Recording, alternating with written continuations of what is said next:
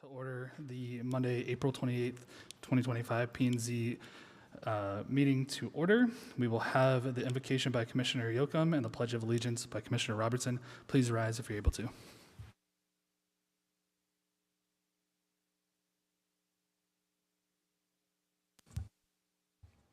Heavenly Father, bless us who gather here to make decisions for our community, as well as our soldiers around the globe who provide us the freedom to do so. May we use our best skills and judgment, keeping ourselves impartial and neutral as we consider the merits and pitfalls of the matter that is placed before us, and always act in accordance with what is best for the community and our fellow citizens. In your name we pray. Amen.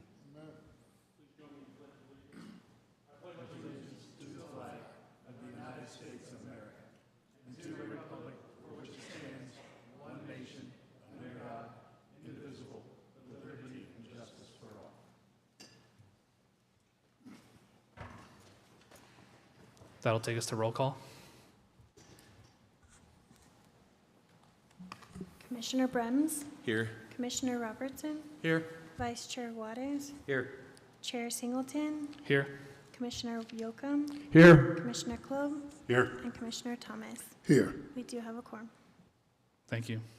That'll take us to the call to the public. If you wish to speak, please complete a speaker card and submit it to the chairman prior to the start of the meeting.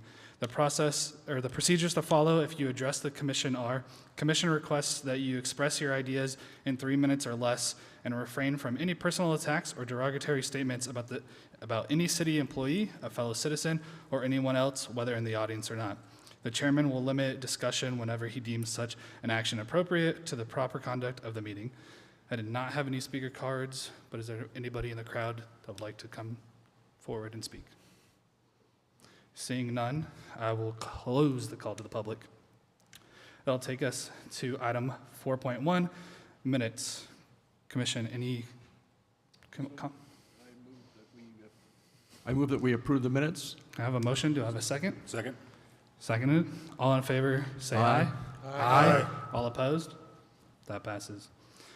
That takes us to the regular agenda, 5.1, PAD 24-07. The Planning and Zoning Commission shall discuss a request by the Rose Law Group on behalf of Private Motor Sports Group, LLC, to rezone approximately 263 acres of land from Industrial CI-2 to Apex Motorsports Planned Area Development, PAD. The subject site is located at the northwest corner of Ralston Road and State Route 238. This is for discussion and action. Rudy, take it away. Thank you, Chairman. Commissioners, Chairman, my name is Rudy Lopez, Rodolfo Lopez, Development Services Director for the City of Maricopa. I'm presenting tonight on behalf of Rick Williams, who's out on vacation, so I'll fill in for him. Before you tonight is a request for PAD 24-07, which is a rezone of the existing property to a planned development zoning. As presented in your staff report, this project is located at the northeast corner of State Route 238 and North Warren Road. And as mentioned by our chairman, it is a request to rezone the property from Pinell County Industrial Zone CI2 to plenary development for a private motorsports club in itself. The existing use was part of the land use of our conditional use permit 17-01, and as part of the site plan review permit that was also processed during those coming years after the use permit was granted. And again, this request is to formally rezone from what the existing zoning of the CI2 to now its own plenary development zoning for the proposed motorsports facility. The existing facility is today a secured entrance with 2 racetracks. Existing use of, there's some warehouse for a race team out there, and there's garage condos, 4 garage condos, and I believe there's 4 more under construction as we speak. The proposed itself is to continue the operation of the motorsports club with additional clubhouse, a heliport, and future villas for residences on the property. As indicated, the racetrack locations, the Flying Lizard location of the race teams on the northeastern corner, and the garage condos. The one further south is already completed, and the one further north is under construction as we speak. Clubhouse location, the villas residential, which will be located on the western side and northern side of the development. On the left-hand side is the existing general plan land use, which is an employment with a commercial designation. The current zoning is a CI2 in the middle graphic, and the proposed zoning is to rezone that to its own planning development district in itself for the existing facility and the future uses of the motorsports club complex. As conformance to our general plan, we look to achieve a balance in the community between jobs and housing, and the goal is to develop Maricopa as a collection of villages and districts with distinct community names, themes, and unique character reflect the variety of character, culture, and history that makes each area of Maricopa unique. These objectives, we feel as the staff has looked at it, has met in all the requirements and to be adherence to the general plan goals and objectives in itself. Even as this corridor has developed over the years, we definitely have a sense of an adventure corridor type concept out there. So this PAD proposal for continuing that unique, different, and type of motorsport club adventure kind of fits into our theming of that area in itself. As part of your analysis as commissioners and the council, the amendment is consistent with the general plan, and any change in district boundaries necessary to achieve the balance of land use desired by the city consistent with the general plan to increase the inventory of land within a given zoning district. In addition, the amendment will promote the growth of the city in an orderly manner and protect the public health, safety, peace, comfort, and general welfare. As required by our code, through the process of the rezoning, the applicant was required to conduct the required neighborhood meeting within the specific time period. Meeting was conducted at the Apex facility on March 12th. There was one Maricopa resident that attended the meeting, and there were no concerns regarding the potential impacts expressed during the meeting. As of this evening, staff has not received any correspondence from the public of this case. The notifications includes our standard 600 feet around the existing parcel today, so 600 feet of the boundary parcels. Legal notice published in both the Maricopa Monitor and the Casa Grande Dispatch, and the site was posted in accordance to city requirements of our 24 by 36 inch zoning signs on the property, and I believe there's definitely more than one sign due to the size of this property as well. Further information can be found on your citizen participation report. It will be found within your staff report. And with that, staff does recommend approval of case PAD 2407 for recommendation to City Council, subject to the attached condition approved in Exhibit A. I also would like to invite our applicant to present some additional information about the project request as well.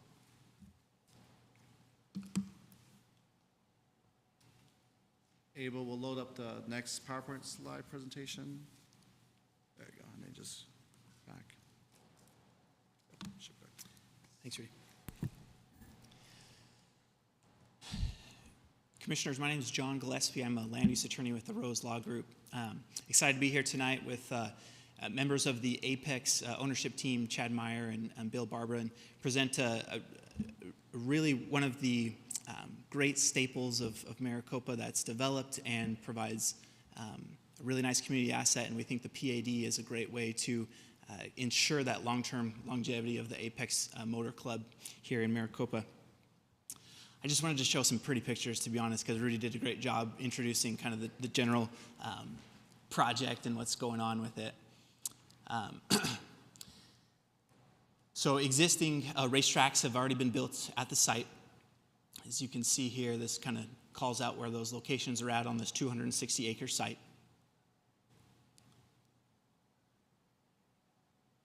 We've got these private garage condos.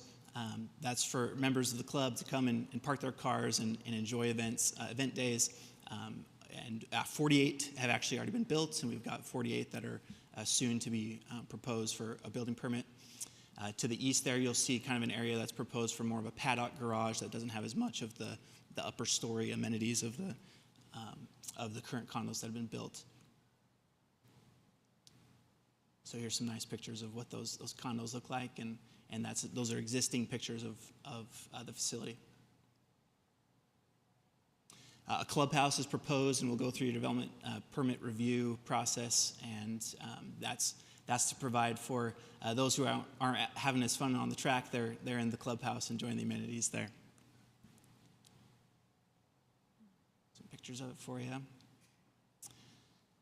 As Rudy mentioned, these industrial type buildings have been built and provide a variety of other uses for members, such as the Flying Lizard team.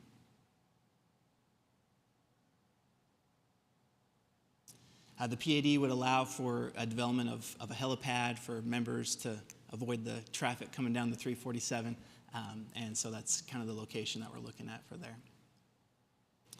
And then these Apex villas for short-term stays for members to come and stay the night and then be able to have a full day racing on the track. And here's kind of a conceptual rendering of what those villas are conceived right now.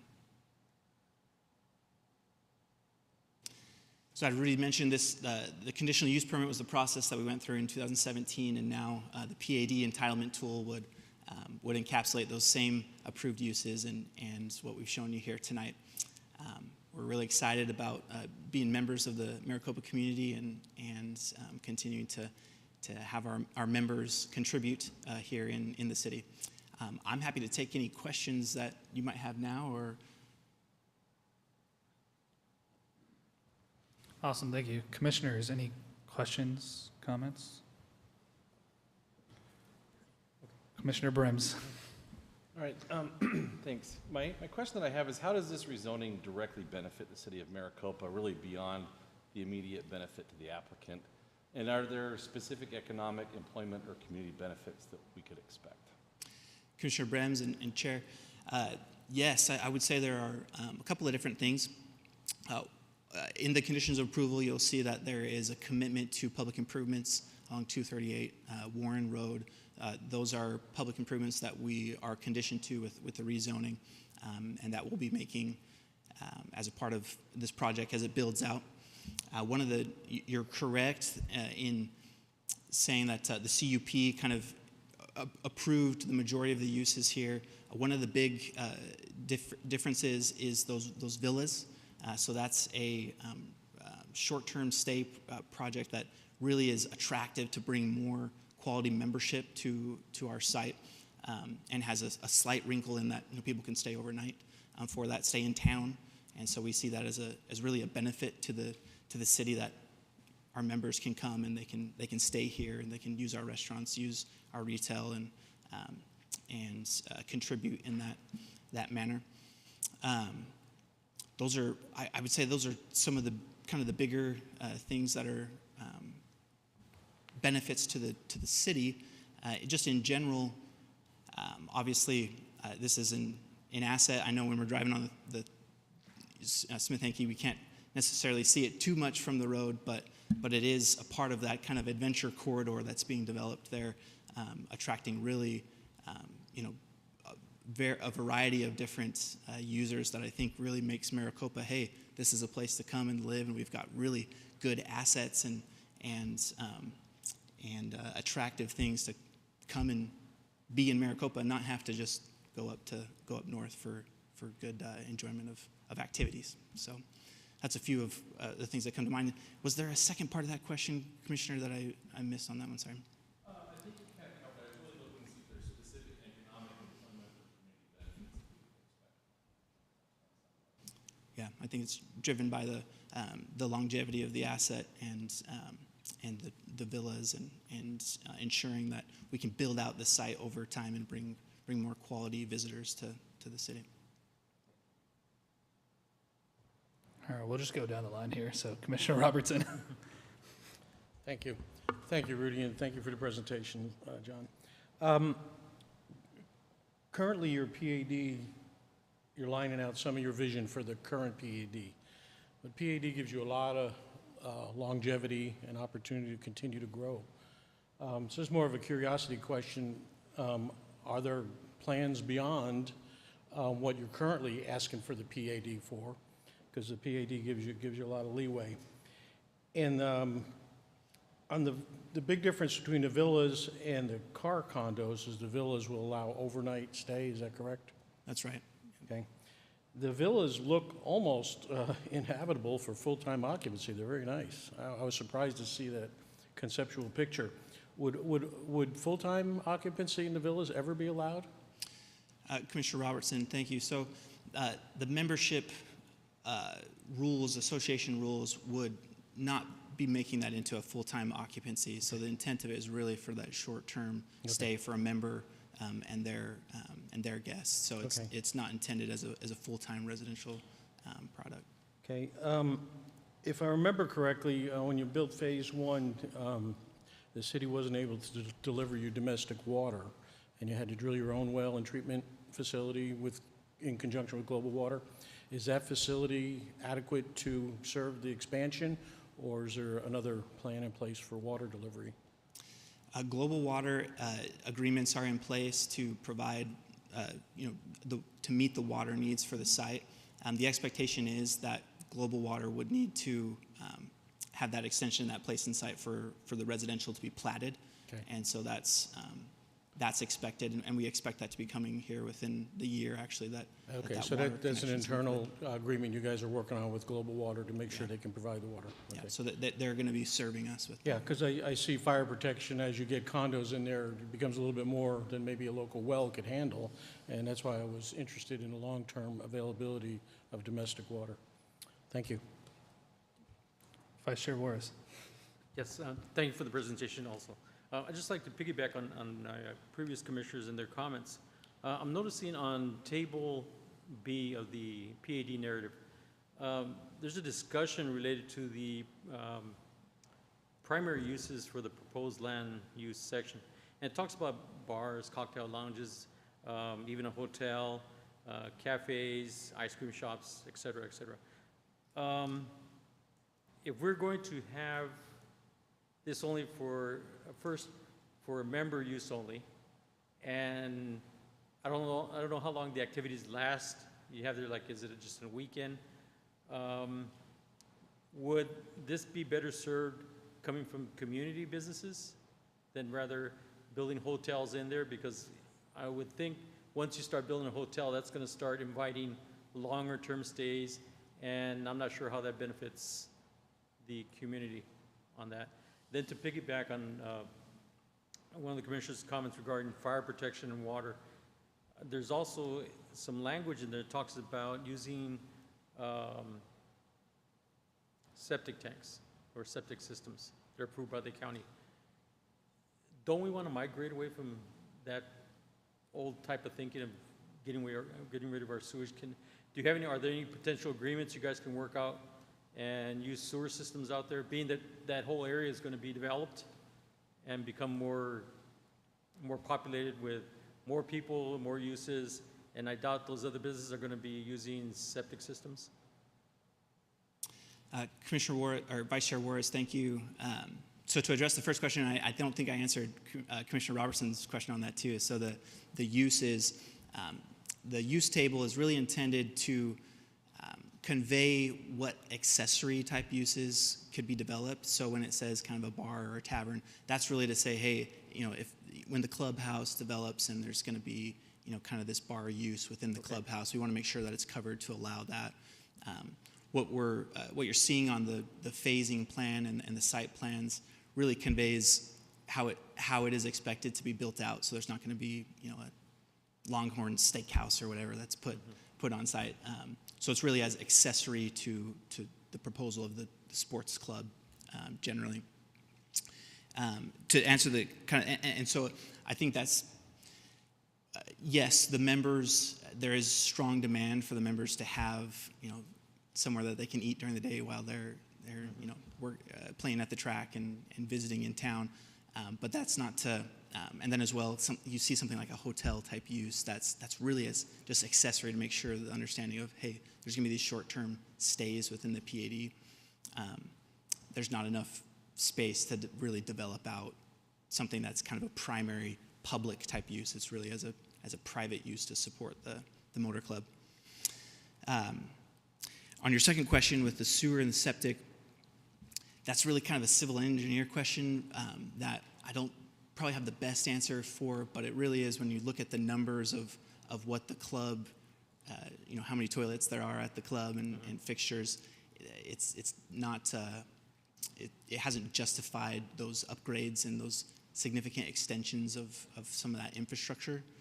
And, but the example in our conditions of approval for when you think of like right-of-way improvements, as soon as that has occurred and it's been brought up towards our site, that's what kicks in our obligation to connect and to make those improvements.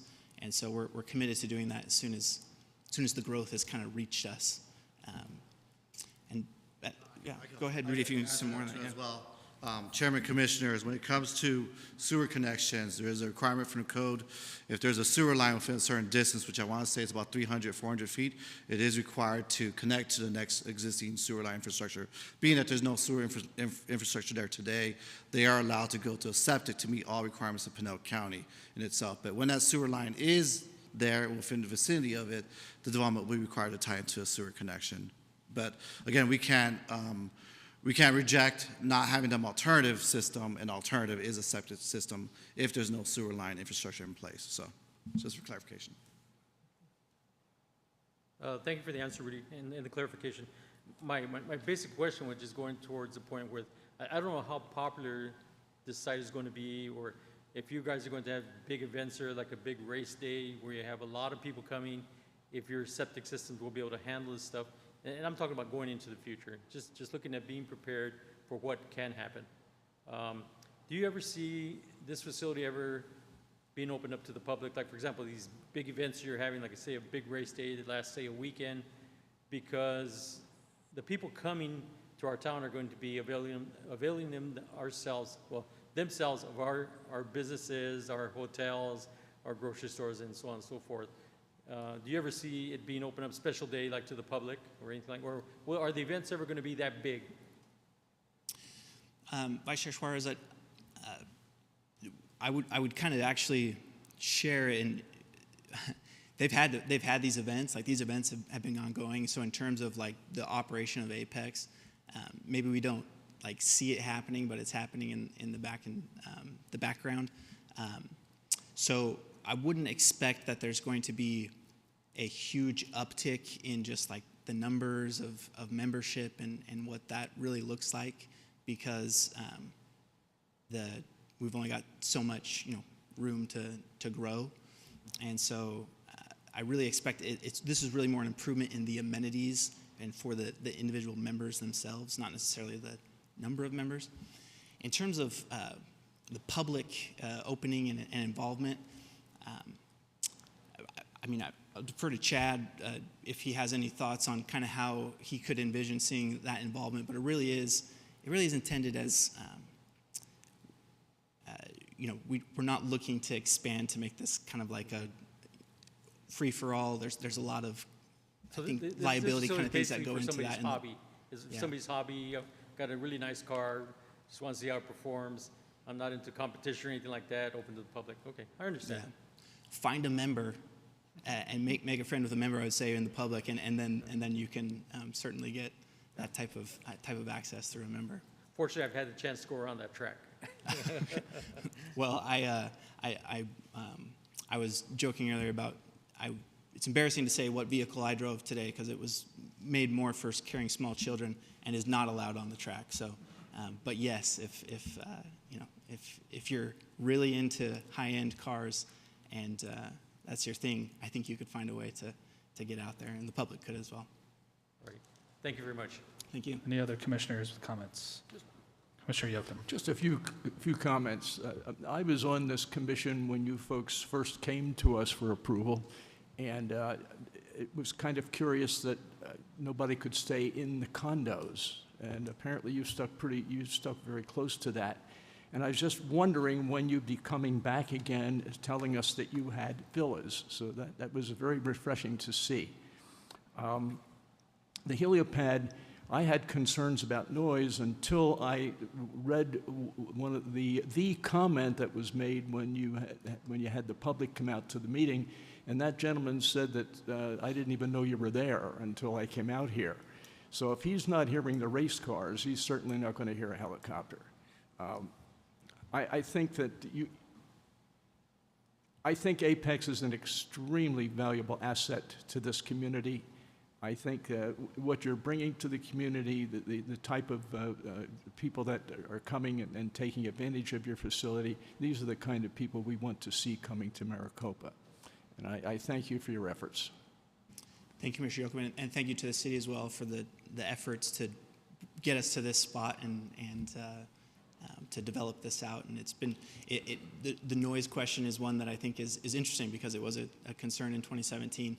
And I think we've put that to rest of that we've done our studies on that and proven that we're a good neighbor. So, Commissioner Klob. Thank you. Thank you for your presentation. Just have a few questions and a comment on my comment is to kind of piggyback on what a couple of others have said.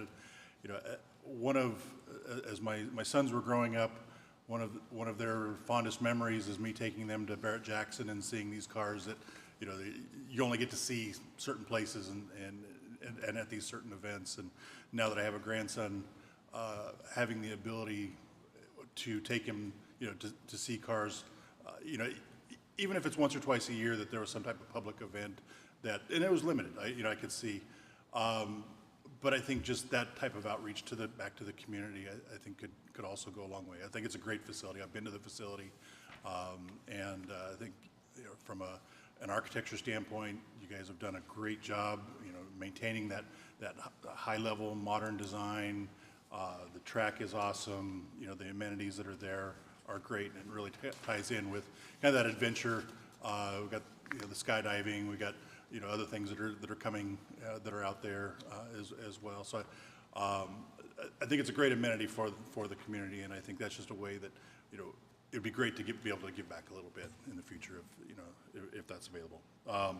So the two questions that I had were, so it's my understanding there's no intention of converting any of the loft units that are existing to any kind of livable environment.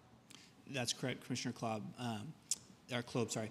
The garage condos would not be for living or overnight stays, right? Okay. And then as far as the villa design, you know, I guess when I first saw the site plan, I was interpreting more of an attached type product, and then the image that you showed, it looks like it's more of a detached. So my question is going to come back to staff a little bit, Rudy. Is that going to fall back into any kind of design review that would come back before us, or how is that going to be handled? Yeah, the city will have some say in the architectural look of it as they go for permitting.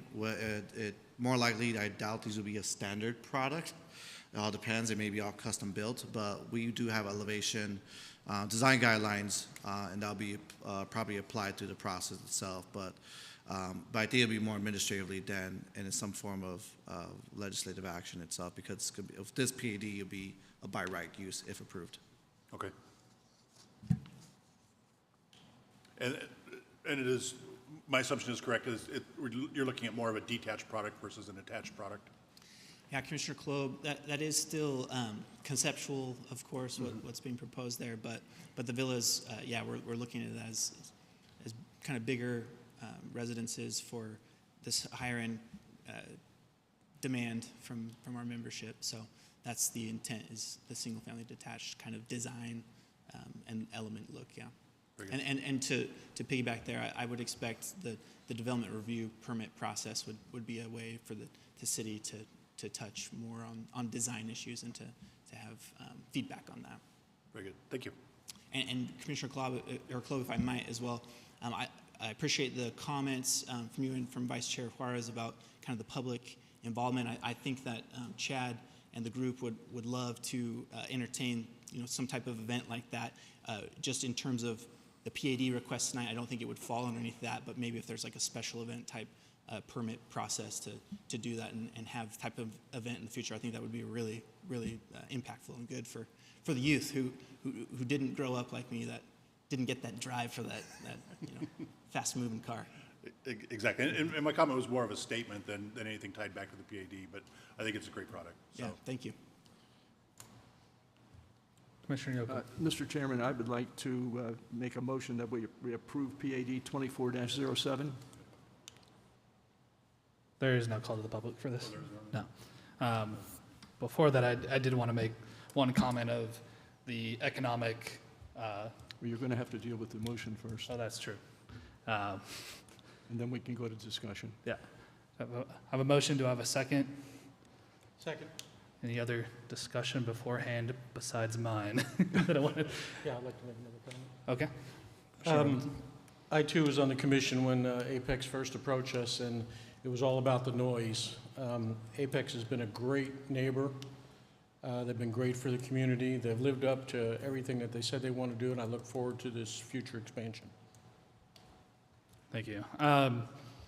Yeah, my comment was just the economic development is I see, members of Flying Lizard out getting lunch at local restaurants almost on a daily sometimes. And I'm sure as membership expands, that's just going to continue, especially as these villas come online and people are like, oh, I'm done racing for the day. I'm going to go grab dinner at X, Y, and Z. So I see the economic development improving with this. But yeah, that was my only comment that I wanted. So we have a motion by Commissioner Yocum and a second by Commissioner Robertson. All in favor, say aye. Aye. All opposed? That motion passes. This takes us to reports from commission and/or staff. Rudy, do you have anything? Nothing to add other than I think most of you should be aware of our upcoming general plan next public workshop, which I believe is going to be in June. But Rick will send you more information, more details on that one. If anything, we did have our second more technical committee group a couple of weeks ago.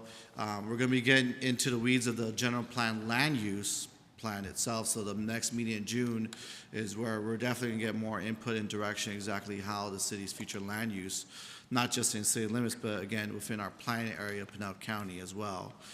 We're doing our best concerted efforts to evolve the county because it is up to our utmost importance to make sure that whatever vision and changes we have in our plan area, that the county is also acknowledging and also supportive of what the change we're looking into. So it's an exciting stage at this point to look at the general plan land use because that land use has not been revised since 2005. So any good input or any things of different direction or different things to look into the future, I encourage you to now let your neighbors know, let your peers know to please, the more input, the better.